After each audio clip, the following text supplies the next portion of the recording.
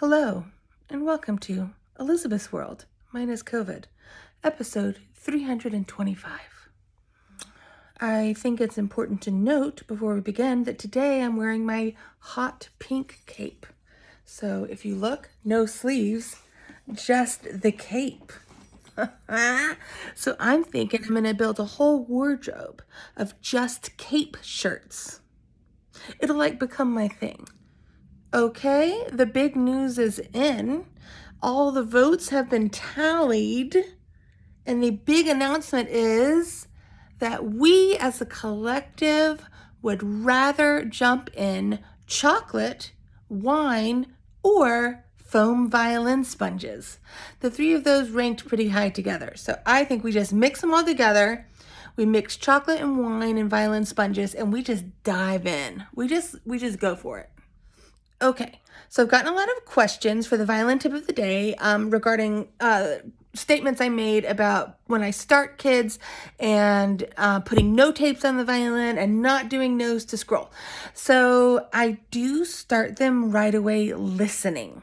So if I put tapes on or one tape on, like the third finger, it's really for the parent to help.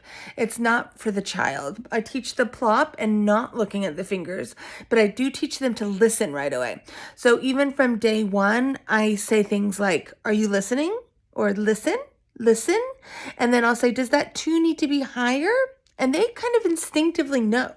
I think sometimes we underestimate kids and they have more of a capacity to listen and learn. Also, we're going to stop the reliance on tapes right away from the beginning.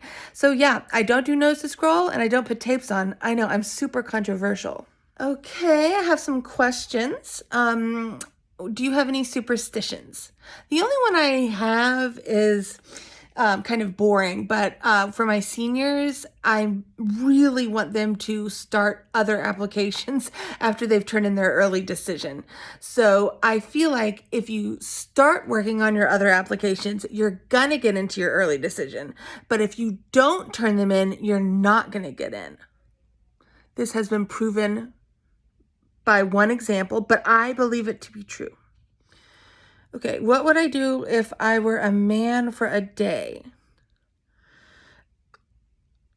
I guess I'd have just like a mental breakdown, right? Yeah. Just go straight to the psych ward. What is the funniest text you have ever gotten? Well, this story is not terribly appropriate for children, so I will say it in the most G-rated fashion I can. It was one of the funniest moments of my entire life. But one night around midnight, I received a text from a parent in my studio, and she was sending a very specific text to her child's not father.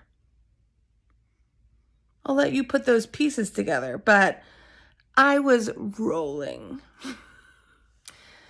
Quote of the day: I want to make a ding in the universe.